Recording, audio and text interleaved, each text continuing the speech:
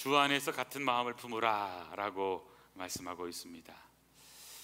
우리가 살아가다 보면 다양한 사람들을 만납니다. 우리는 한 어머니 뱃속에서 나온 형제도 성격이 다르고 또 생각하는 바가 다르고 또 나중에 보면 사상도 다르고 다 컬러가 다른 것을 보게 됩니다.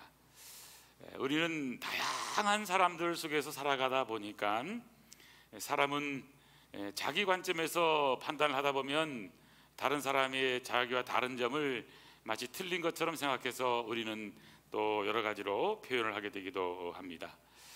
우리가 배우는 지혜는 뭐냐면 틀린 것과 다른 것의 차이를 아는 것이 지혜라고 하는 사실입니다. 똑같은 상황을 만나도요, 사람은 해석하는 게 다르고 받아들이는 게 다 다릅니다. 지난 주간에는 7월 27일 종전 협정이 있었던 그런 그 휴전 협정이 있었던 그런 날 아니겠습니까? 북한에서는 무슨 승리한 날이다 뭐 이렇게 해서 대대적으로 기념일을 지키는가 하면, 우리나라에도 보면요, 이 남한에도 두 가지 사상이 탁 나눠집니다. 우리 교단에서도요, 지난 3월 달에 큰 일이 벌어졌습니다. 아주 총회장해서 이제 그 무슨 위원회에서 나온 안 가운데서 노회 교회에다가 보낸 공문 가운데 종전선언 평화협정 하는 것을 위해서 사인하라고 하는 것이 공문이 내려온 적이 있습니다.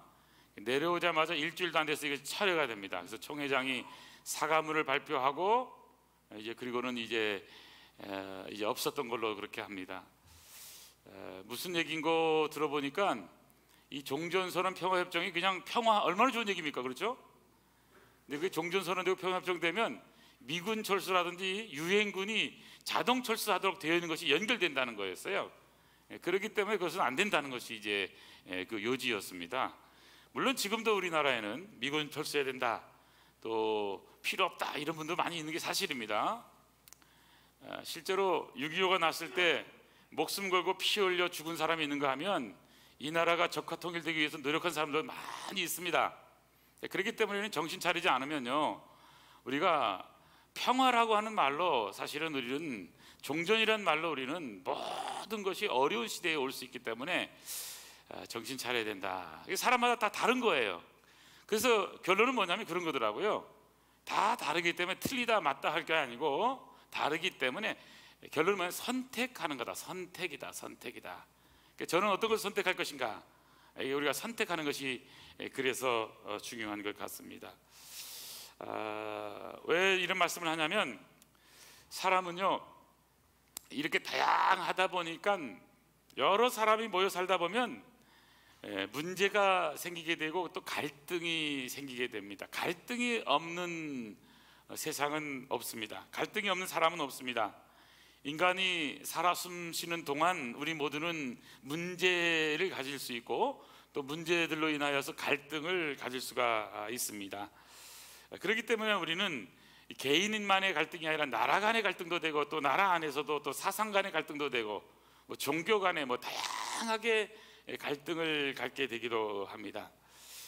그래서 오늘 이런 갈등 속에서 살아가는 사람들이 어떻게 하면 이 갈등을 오히려 좋은 관계 기술을 통해서 극복하느냐 하는 것이 우리가 가져야 될 중요한 생각입니다. 오늘 빌립보 교회에 보면, 오늘 성경 본문에 보면 두 명의 이름이 나옵니다. 아마 여성의 이름이라고 일반적으로 얘기합니다. 그 이름은 2절에 있는 것처럼 유오디아라는 성도의 이름과 또 순두계라는 사람의 이름이 나오고 있습니다. 이분들이 어떤 사람인지 직분이 무엇인지는 모릅니다만은 빌립보 교회의 핵심 일꾼 중에 한 사람이었을 거라는 것은 분명합니다. 문제는 이 두 사람이 마음이 맞지 않은 것 같아요. 그래서 서로 대립하고 다툼의 문제가 있었던 것으로 보입니다. 여러분, 사도 바울이 사도행전 16장에서 마게도냐로 건너가서 유럽의 첫 번째 교회가 이 빌립보 교회 아닙니까? 그래서 옷감 장수 루디아라고 하는 한 여인을 만나서 그리고는 그곳에서 교회가 시작이 되었는데 그곳이 바로 빌립보 교회입니다. 거기 빨래터가 있는데 지금도 가보면 빨래터가 있어요. 참 그곳에요 물이 흐릅니다. 물이 딱. 예. 그리고 그 빌립보 교회 거기 자리가 있었던 곳으로 세워진 곳을 보면 성경의 말씀이 하나하나 틀린 게 없는 거예요. 보니까 현재도 지금도 그곳에 그때만이 아니라 지금도 그 빨래터에 루디아를 만났던 자리에 물이 흐르고 있다는 사실 놀랍지 않습니까? 그런데 지금 이제 이 빌립보 교회 안에 생긴 문제 때문에 지금 로마 감옥에 있던 사도 바울에게도 소식이 온 겁니다. 빌립보 교회 안에 조금 분쟁이 있습니다. 그러면서 바울이 빌립보 교회 편지를 쓰면서 주 안에서 여러분 항상 기뻐하십시오. 내가 다시 말하니 기뻐하십시오. 그 말을 하면서 이제 권하는 말씀이 오늘의 본문 말씀이죠. 오늘 2절 보니까 내가 유오디아를 권하고 순두개를 권하느니 특별한 부탁을 하고 있는 겁니다. 그 권한 내용이 뭡니까? 여러분 주 안에서 같은 마음을 품고 살아야 합니다. 여러분 우리 오늘 교회도 마찬가지죠. 우리 모두는 다양한 사람들이 모였지만 같은 마음을 품고 같은 신앙을 가지고 우리는 살아가야 될 존재라는 사실입니다. 그런 의미에서 오늘 우리가 교회 생활을 하면서 우리가 여러 가지 생각이 다름으로 인하여서 문제들로 인하여서 또 갈등의 요소로 인하여서 문제가 있을 수가 있지만 이런 것들을 잘 극복할 수 있는 그런 지혜를 오늘 본문을 통해서 배우기를 원합니다. 여러분 갈등은 왜 생길까요? 어떻게 하면 이 갈등의 문제를 잘 극복할 수 있을까요? 오늘 본문을 통해서 저는 세 가지로 잠깐 정리해서 말씀을 드리겠습니다. 오늘 첫 번째, 갈등의 문제는 여러분 불완전한 죄인들이 모인 곳에는 언제나 존재한다는 것을 아는 것이 중요합니다. 갈등은 불완전한 인간들이 모이기 때문에 그런 겁니다. 인간이라는 것은 완전하지 않습니다.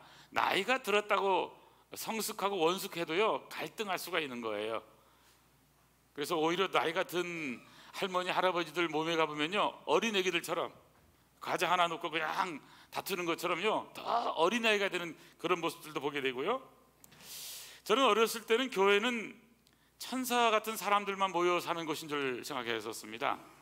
또 신학교 들어갈 때는 어릴 때 같잖아요. 그래서 그러니까 신학교에는 정말 은혜 받고 성경 충만하고 그래서 주의 종이 되겠다고 모든 걸 버려두고 그래서는 다 천사 같은 사람들이 와서 신학을 공부하고 다 영적으로 기도하고 눈물 흘리고 그런 분들만 저는 신학교에 다 왔다고 생각한 적이 있었습니다.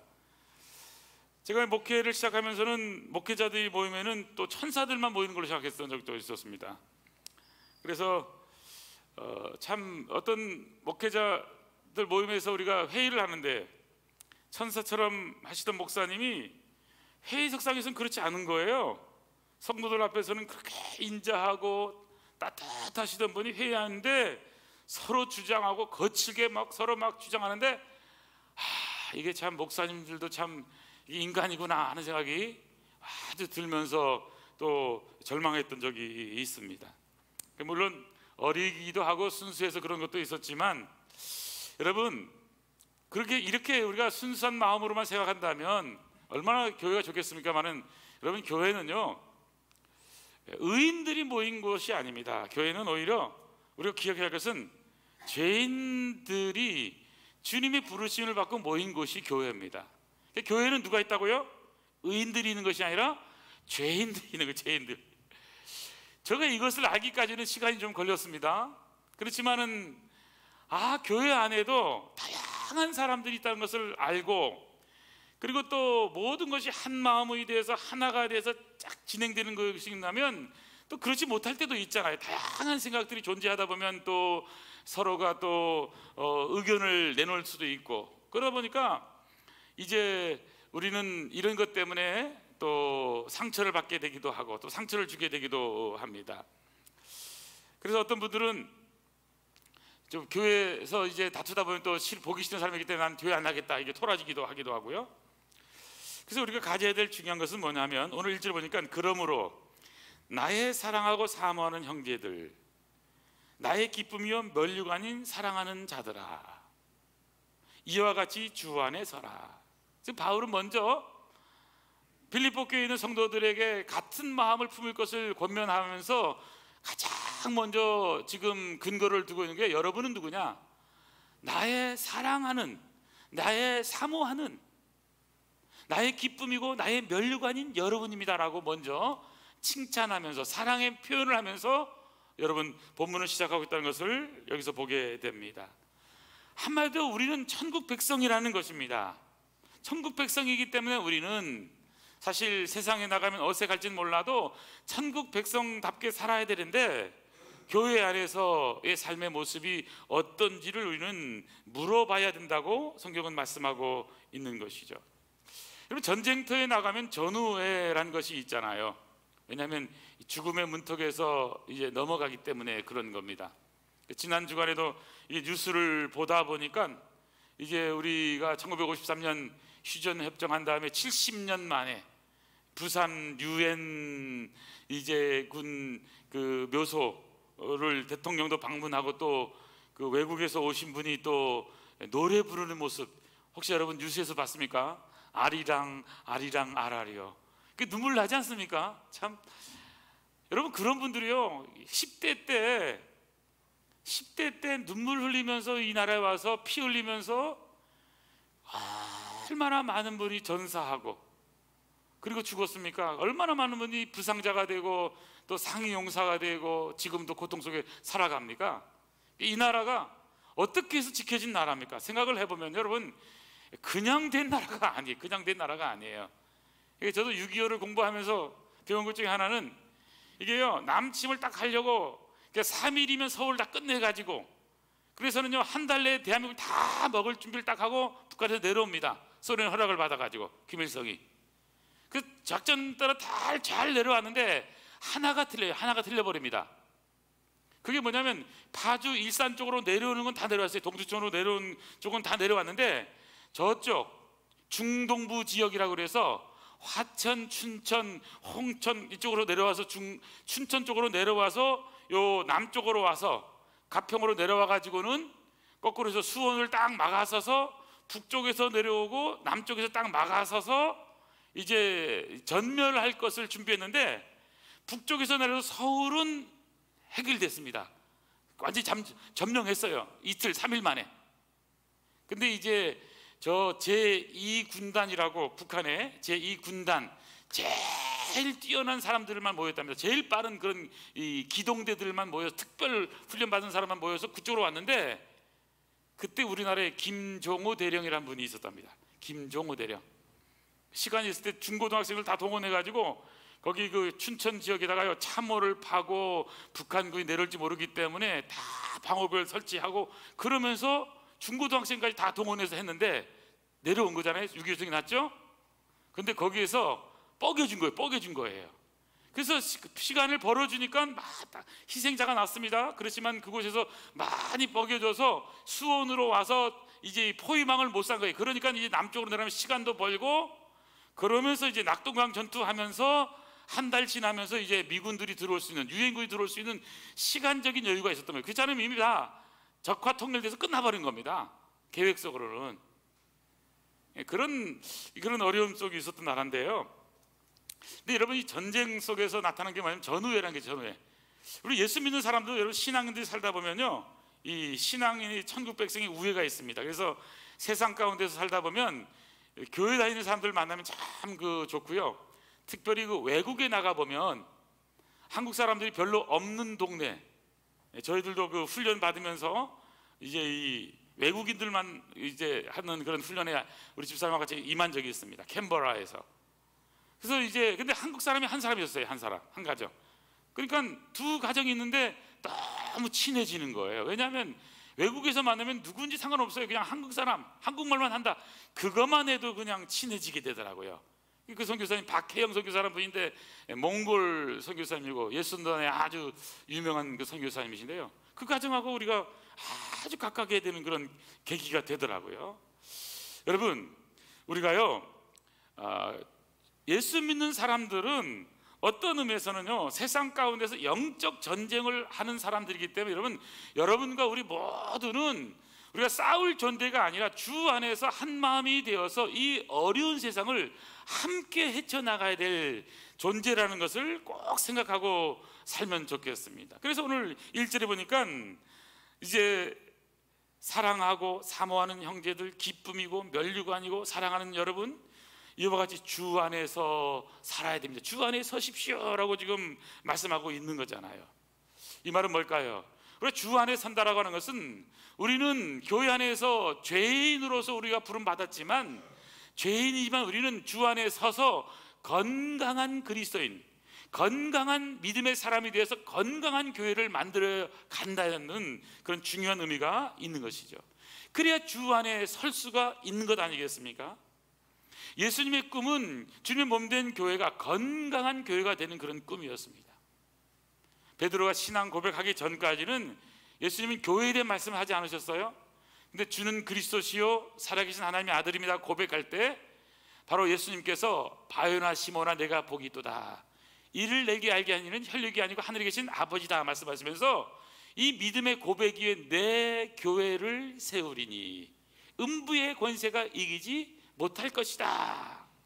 그러면서 음부의 권세를 이길 수 있는 유일한 곳, 주님의 몸된 교회를 베드로의 신앙 고백 위에 세운 것이죠.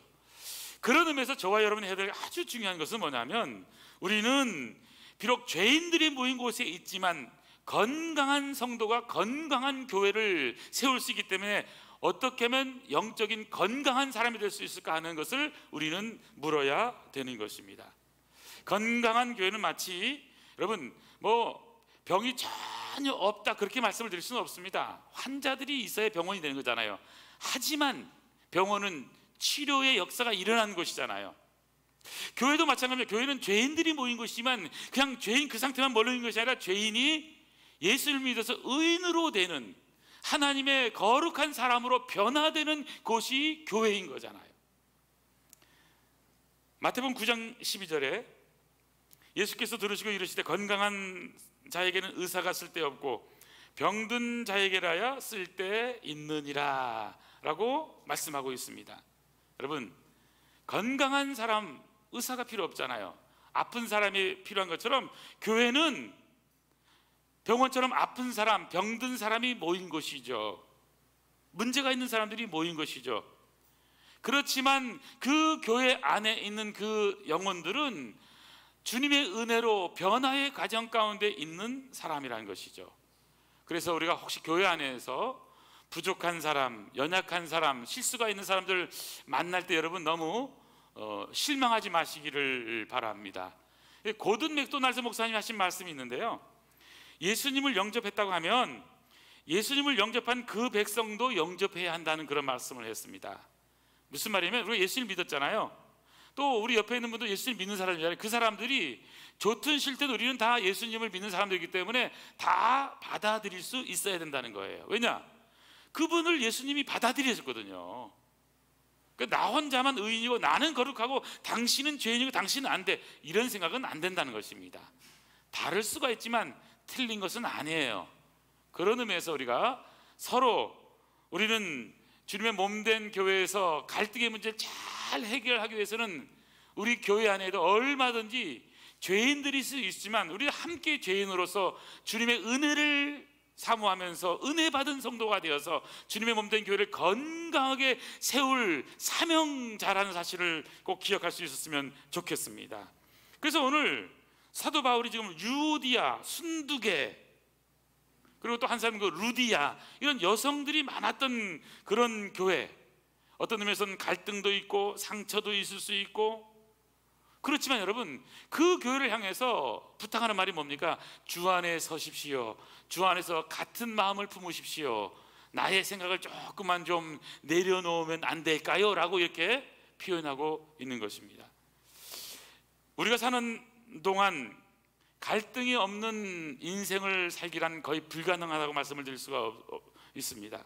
갈등이 없는 교회, 갈등이 없는 가정, 갈등이 없는 직장, 갈등이 없는 사회, 갈등이 없는 나라, 이걸 원하지만 불가능하다고 말씀을 드릴 수밖에 없어요. 그렇기 때문에 우리는 이런 갈등 속에서 우리가 어떻게 함께 더불어 살아갈 수 있는가, 이것을 우리가 배우는 것이 중요한 것이죠. 그런 의미에서 오늘 두 번째 배울 수 있는 것은, 갈등의 문제는요, 여러분 우리 각자를 성숙하게 만드는 과정이라는 사실을 먼저 이해해야 합니다. 이 갈등의 문제는 여러분, 나를 성숙하게 만드는 과정이구나 하는 것을 우리가 이해하는 것이 중요한 것입니다. 오늘 이 빌립보 교회 안에 있는 여성도 간의 갈등의 문제, 그 갈등의 문제가 어떤 문제일지는 모르지만 그 갈등의 문제를 그냥 놔두면 되고 덮어두면 되냐, 그것만은 아니에요. 어떤 때는 그 문제를 잘 해결할 수 있으면 해결해야 되는 거잖아요. 그래서 이 공동체 안에서의 갈등은 여러분 어떤 의미에서 성장통이라고 말씀을 드릴 수도 있고요, 또 사실 갈등하면서 발전하게 되기도 합니다. 하지만 갈등이 갈등으로만 끝난다면 결국 그 공동체는 깨질 수도 있고 또 상처 입어서 어려움을 당할 수도 있기 때문에 우리가 기억할 것은 뭘까요? 갈라디아서 5장 15절에 보면 이런 말씀이 나옵니다. 만일 서로 물고 먹으면 피차 멸망할까 조심하라. 갈라디아서 5장 15절에 서로 물고 뜯고 먹으면 피차 멸망할지 모르기 때문에 갈등 구조를 계속 가져가면 안 된다는 사실입니다. 그래서 사람이 사는 곳에는 문제가 있지만, 갈등이 있을 수 있지만 그 갈등의 문제를 잘 해결하는데 특별하게 그 갈등이 올 때마다 여러분 꼭 기억해야 됩니다. 나를 성숙하게 하는 그런 과정이구나. 이것을 우리가 생각하게 되면 나의 발전, 나를 변화시키는 그런 계기가 될 수 있는 거잖아요. 그래서 저도 이 갈등의 문제를 잘 해결하고 있다고 생각을 하는데 그렇지 못할 때도 많습니다. 그러면서 내리는 결론은 뭐냐면, 기도하면서 내린 결론은 뭐냐면, 갈등의 문제가요, 갈등의 문제를 해결하려고 해결되는 게 아니더라고요. 갈등의 문제를 갖고 있는 사람을 위해 기도하고 사랑하다 보면 언젠가는 그것이 따뜻한 사랑 안에서, 기도 안에서 해결될 수 있겠다, 이런 마음에 저는 응답을 받게 됩니다. 그래서 갈등의 문제를 못 풀 때는 어떻게 되냐, 하나님, 내가 이것을 받아들일 수 있는 믿음을 주시고 용기를 주시고, 그래서 나를 좀 변화시켜 주시고 내 마음을 바꿔주시고, 그래서는요 오히려 갈등의 문제를 푸는 것도 중요한데 갈등의 문제를 갖고 있는 인간에 대한 사랑, 기도, 이걸 통해서 그 문제를 조금씩 해결해 나갈 것을 경험하게 되기도 합니다. 성경에 보면 이 인간관계 문제나 여러 가지 갈등의 문제가요 한두 곳에 나오는 게 아니에요. 그렇잖아요? 여러분, 창세기 첫 번째 아담과 하와가 낳은 가인과 아벨, 왜 가인이 아벨을 쳐 죽입니까? 이게 관계 문제거든요. 아니, 동생의 제사는 받고 내 제사는 안 받아?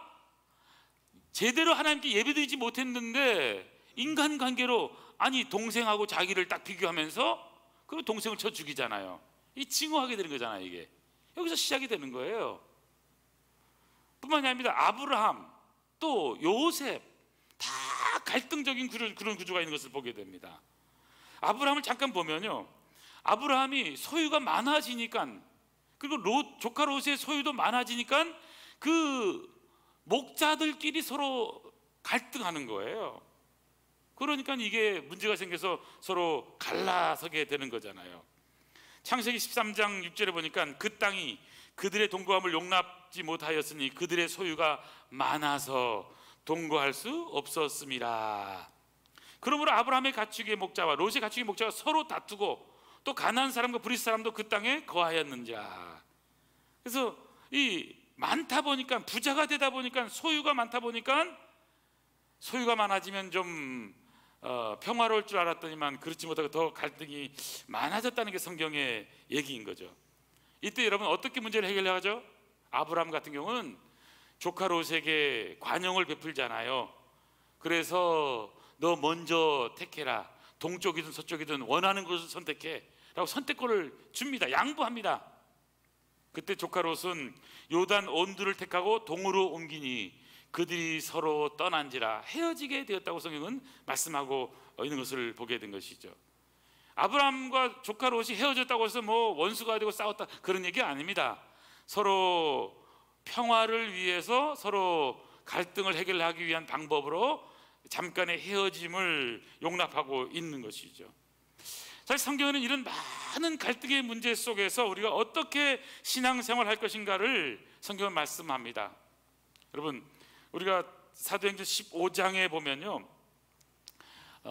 바울과 바나바가 갈라서는 그런 장면이 나오잖아요. 조카 마가 요한이 1차 전도 여행 때 이제 돌아오게 되거든요.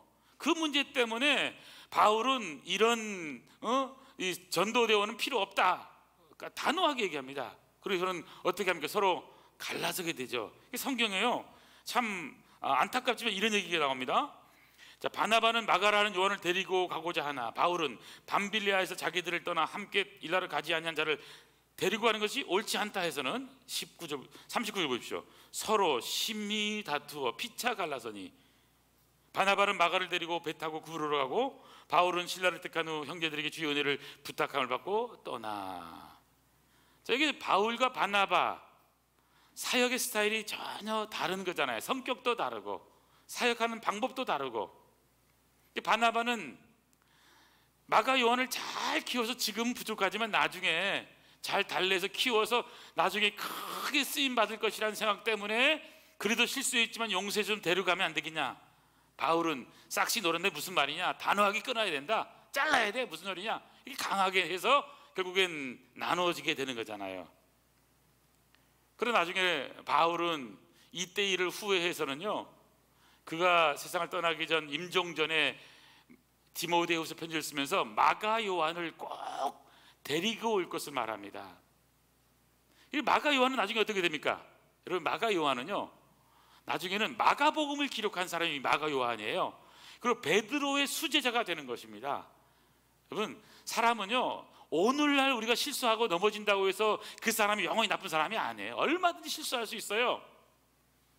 얼마든지. 그러나 중요한 사실은 변화되고 나중에 보면 하나님이 위대하게 쓰실 수 있는 거라니까요. 그래서 하나님은 어떤 분이시냐, 우리를 훈련시키시고 단련시키고 만들어서 쓰시는 분이시다.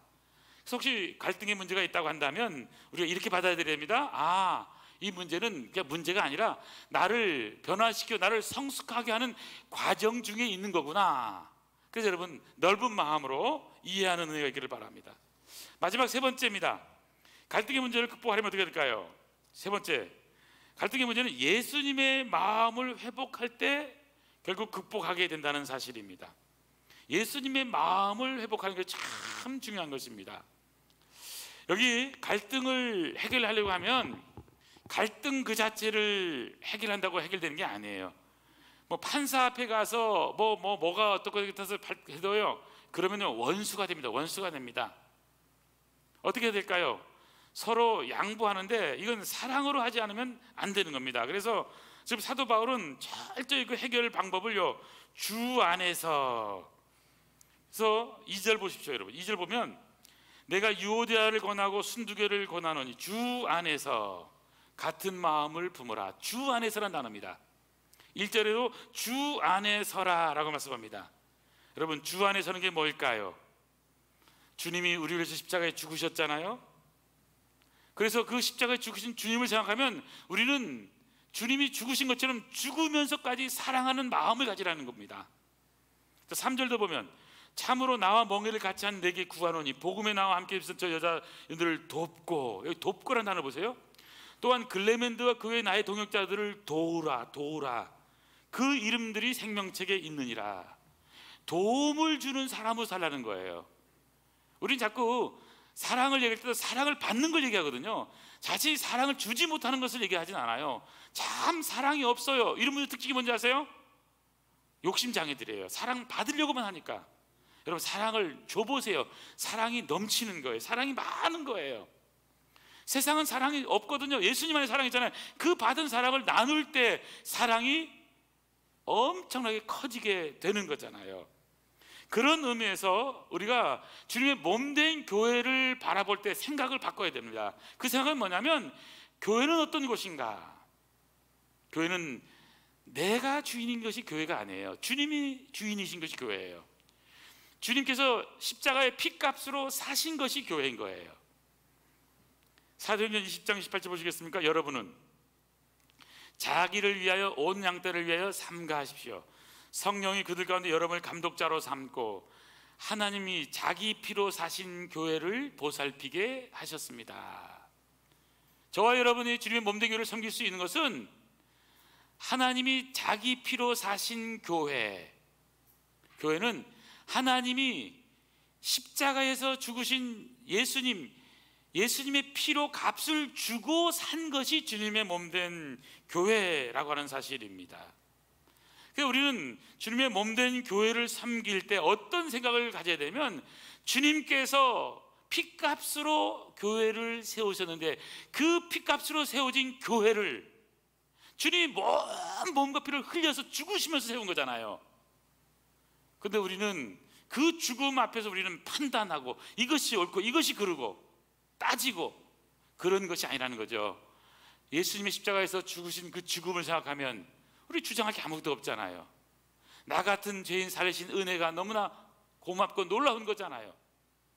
우리가 고백하는 갈라디아서 2장 20절 말씀 같이 한번 읽죠. 시작. 내가 그리스도와 함께 십자가에 못 박혔나니 그런즉 이제는 내가 사는 것이 아니요 오직 내 안에 그리스도께서 사시는 것이라. 이제 내가 육체 가운데 사는 것은 나를 사랑하사 나를 위하여 자기 자신을 버리신 하나님의 아들을 믿는 믿음 안에서 사는 것이니라. 아멘 아멘. 예수님이 우리를 위해서 죽으셨는데 우리가 사는 것은 예수님이 십자가에서 죽으신 그 죽음 때문에 우리가 믿음으로 살아가는 거잖아요. 바로 예수님의 십자가의 그 죽음을 생각한다면 예수님의 마음을 품는 게 얼마나 중요한지 모릅니다. 그래서 우리가 진정 어떤 마음을 가져야 될 것인가, 예수님의 마음을 회복해야 됩니다. 자, 예수님의 마음이 나옵니다. 여러분, 예수님의 마음은 뭘까요? 그 바로 앞에 가보시면요, 2장 5절. 자, 2장 5절 보시겠습니까?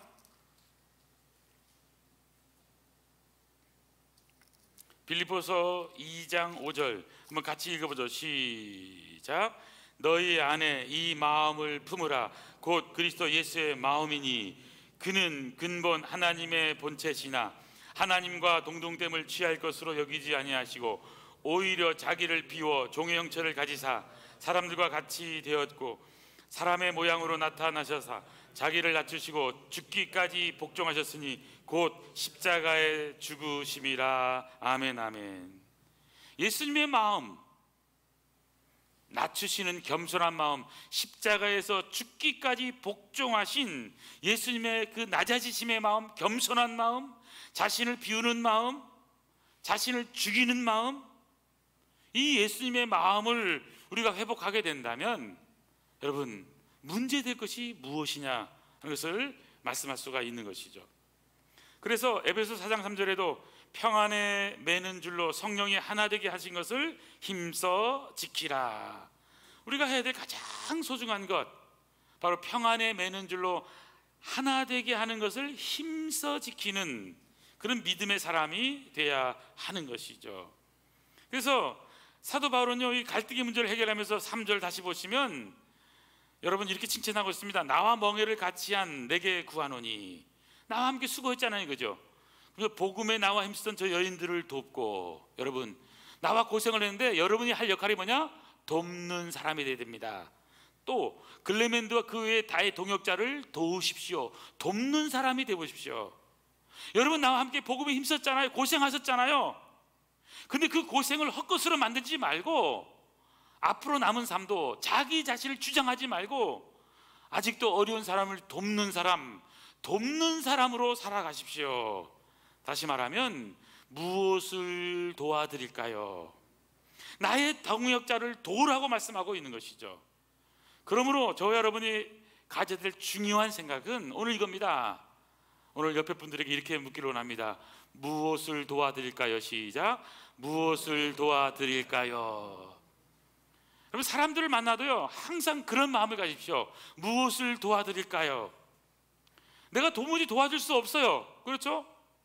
나는 별로 물질적으로도 여러 가지 지식적으로 부족하잖아요. 그럼 어떻게 할까요? 아, 그러시군요. 제가 기도하겠습니다. 기도로 도와드리겠습니다.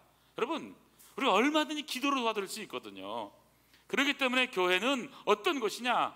항상 옆에 분들을 도우려고, 또 성도들은 여러분 주위에 있는 사람들을 도우려는 마음의 자세, May I help you입니다. 무엇을 도와드릴까요?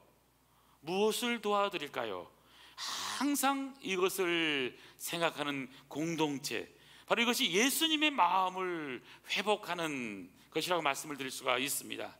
저는 그런 의미에서 우리 아름다운 공동체가 오늘 빌립보 교회처럼 주 안에서 따뜻한 사랑으로 같은 마음을 가지고 항상 기뻐하면서 행복한 신앙생활을 하길 바랍니다. 여러분이 천국의 시민으로서 승리하는 삶을 살아가길 간절히 소원합니다.